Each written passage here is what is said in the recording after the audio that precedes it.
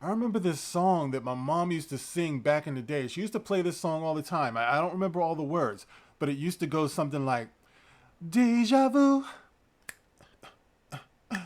could you be that dream that I once knew? Is it you? I keep remembering me. I keep remembering you. Deja vu. And it's got me remembering that because deja vu. You know what? I'm going to start calling this that deja vu marketing strategy because every time a movie comes out with a non white lead, they market it all the same way. Like, this is the best day in cinematic history ever, and this movie is so important. It must be nice for these movies in Hollywood to have a built in marketing strategy where every movie they drop with a non-white lead has got to be groundbreaking and historic. It's especially in Marvel. It's like that's what we're doing here. Like I said, it's deja vu because I remember when they marketed Black Panther this way. It was just the most important movie ever. Never mind, they would act like it was conceived of a black man and it was executed by a black man. You know what I mean? It's not like it was Milestone Comics. You know what I'm saying? Where everything was, it was black artists, it was black writers, and it was black characters. No, no, but anyway, that's what I'm saying. It's like it becomes clear to me that this is what the marketing strategy is going to be going forward. That's the reason why they have to demonize white male leads because they want to make money off of this fake ass notion that they are creating history, and they're building their own buzz and excitement around what the studio is doing now. This is just, it's so groundbreaking. It's so impactful. So anyway, I got this article here that I want to read some of from CNN. It's on CNN.com, which tells you right up front it's on some bullshit. If it comes from CNN, it's some bullshit, okay? But I want to give this as an illustration of what I'm talking about, okay? So it goes on to say here Asian Americans rally in support of Disney and Marvel's Shang-Chi ahead of its nationwide premiere. Asian Americans rally in support. Asian Americans rally in support. Now, look, I am not talking about what Asian Americans are or are not in fact doing, but I would think that if you are Asian or if you're a decent human being and you wanted to rally in support of Asians or Asian causes and stuff, you might go over to China and see what they're doing to those Uyghur Muslims and some of the other citizens there that are in re-education camps, and everything that's going on there. If you want to rally in support or something. I'm just saying, and I'm sure there are plenty of people who do, but for the sake of this article, they are rallying in support of a Hollywood movie. Okay, that's how important this Hollywood movie is. So going on, it says here, advocates for increasing Asian American and Pacific Islander representation in film and television are doing everything they can to ensure Disney and Marvel's Shang-Chi and the Legend of the Ten Rings scores a knockout at the box office when it opens in theaters Friday.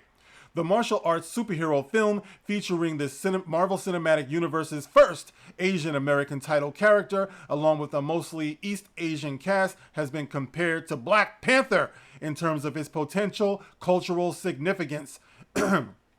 There you go. Once again, like I said before, the Black Panther marketing strategy, that deja vu thing, there it is. If you want to know where we're going with this, just look at that huge marketing push that they did for Black Panther a few years back. You know what I'm saying? It's the exact same thing. And just like Black Panther, you're going to get a whole bunch of normies running in there who have no tie to the comic whatsoever because, of course, Shang-Chi was a obscure comic back in the day. So it's not like it was, Superman or Spider-Man or something like that. Somebody went back and realized that Marvel created an Asian superhero title.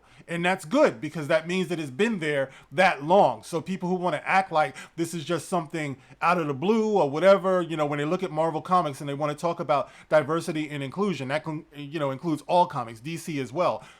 You realize Marvel's been doing this for a while. Marvel has had black superheroes, they've had women superheroes, they've had Asian superheroes, they've had Native American superheroes, you know what I mean? But they want to act like we're just now discovering this and the world needs to know about this. Never mind the fact that true comic fans have known, if they care to, have known this for a very, very long time. And that's actually should be your source audience. But no, because they're thinking about mass appeal, they have to market it this way. Like, guess what we found? It's like digging in a mine shaft or something like that, and they just came up with something that they feel like, Eureka, we found it. You know what I mean? But that's what's going on. But the downside of that is that, like you saw with Black Panther, once you lose your lead in an untimely manner, as what happened to Chadwick Boseman, may he rest in peace, now all of a sudden there is no more Black Panther. Now it's just Wakanda forever. You know what I mean? But Black Panther is gone. And how are they getting away with it? Because they have a bunch of normies who were never invested in the character to begin with. In much the same way as what you're going to have with Shang-Chi. Okay? It's not going to be a Marvel movie. They're looking to make this a cultural phenomenon. And if it fails, and if it fails big, then there goes your cultural phenomenon, because the bottom line was just money all along. It wasn't about love of the culture. It wasn't about paying tribute and increasing the exposure of, Asian Americans and Pacific Islanders. It was never about that. It was just about expanding the base so you can make more money. That's all it was about. And it's a business, I understand that, but the virtue signaling becomes disingenuous, because that's basically what they're doing. They're not really showing love for the creation. So anyway, it goes on. Supporters of the film, directed by Asian American filmmaker Destin Daniel Cretton, have launched multiple GoFundMe campaigns so hundreds of children and their parents can see the movie for free this week. Once again, something they did with Black Panther. But what's confusing to me is that with Black Panther, they probably went into rundown, fucked up communities where the kids didn't have fathers and shit, where they wouldn't be taking them to see the movies because nobody gives a shit about them. They're lucky they got through the phase where they could have been aborted, but here they are in the world, so they need people to reach back, or so the narrative goes. Now with Asians, in America, I don't know, you guys, maybe it's just a stereotype, but I never saw a lot of Asian, like, hardcore ghettos, and that's to the to the compliment of Asian Americans. They tend to come here, they work very hard. Not that Afro-Americans or Black people, not that we don't work hard, but I'm just saying, historically speaking, a lot of us have been impoverished and in ghettos and, rundown areas and stuff. So sometimes you do find yourself in a position where the kids actually need a hand up. But they've established these GoFundMe campaigns so kids can go and see this movie. Because it's just what we do. Like I said, that's the way we are now. Deja vu, the same marketing. The Coalition of Asian Pacifics in Entertainment and Gold House, a nonprofit that consults with Hollywood studios on behalf of Asian Americans in entertainment, hosted their second Gold Open screening of Shang-Chi in New York City on Monday, after holding a premiere event in El Capitan Theater in LA 2 weeks ago. The Marvel Cinematic Universe is the biggest film franchise on the planet right now. And according to Gold House President Bing Chen, who said there's a lot on the line this weekend. All right, guys, look, it says here, if we can show that we can actually hold our own ground opening weekend through the biggest film franchise in the world, that is going to unlock other opportunities in major franchises as well as independent films for AAPIs, as Asian Americans and Pacific Islanders, to lead. He told CNN Business, with 2/3 of the world, and there are still people who don't believe we can open films. I don't know who believes that, guys, especially in 2021. If you want them to come, do a good movie. I don't know why they're fucking overcomplicating this, okay? They went on in the article, right? I'm not going to finish reading that.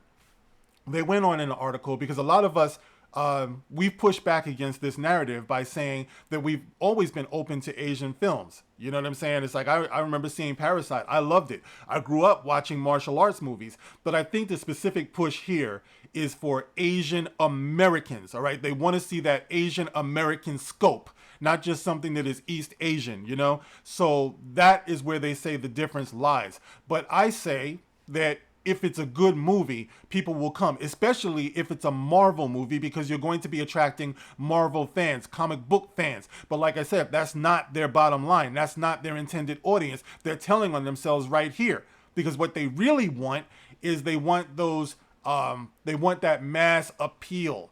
So they're going out of their way to try to also make this thing into a cultural phenomenon. This thing will be up for Oscars no matter how fucked up or bad it might be. Now, hopefully it's a good movie, because I need to see a good movie. So I'm rooting for this to be a good movie. But as far as being some historical, that comes second. I will cheer if this is good. The same way I cheer. I just watched Crouching Tiger, Hidden Dragon over the weekend. One of my favorite movies. I love it.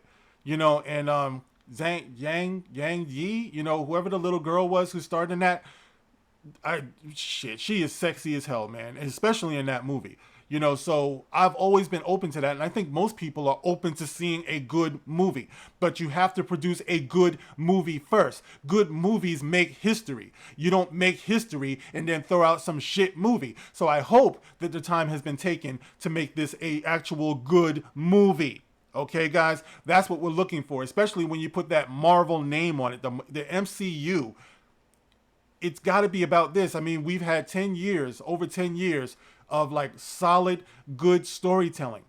But it seems like now in this next phase, it's going to be about more diversity and inclusion than it is about the greater epic storytelling, you know? But we will see, guys. We will see. And I will be watching. So hopefully it will be what it is, but I'm going to call it like it is, bro. And it's like I don't need anyone telling me that I'm a racist because I objectively looked at a movie, not a cultural phenomenon. If it turns out to be a cultural phenomenon, that's great. But I'm going there first to see a good movie. So we'll see what happens. I'm rooting for them, but this marketing strategy that they got going on, not cool. You know, and look at what's happened with Scarlett Johansson if you want to see how dedicated they are to diversity and inclusion. Guys, yeah, the money is there. Yeah, they'll pay their actors and stuff. But ultimately, we'll see what's up. And this movie, by the way, is not being released on the streaming service. This is an experiment. Imagine that, an experiment where it's going to be primarily a theatrical release. So they're going to see how it does there first. You know, but in this age of heightening, you know, alerts and restrictions and mandates, it might bite into this. But we're going to see what happens, guys. So what do you think about Shang-Chi and what is it, The Legend of Ten Rings or something like that? What do you think about this? Do you plan on seeing it? What do you think about this marketing strategy? Is this effective? Do you understand what's going on? You know, get in the comment section, sound off. As always, I appreciate your input, and you can like, you can share, you can subscribe. Thank you for listening, guys. This is The Gospel According to Mark with a C. Rock on.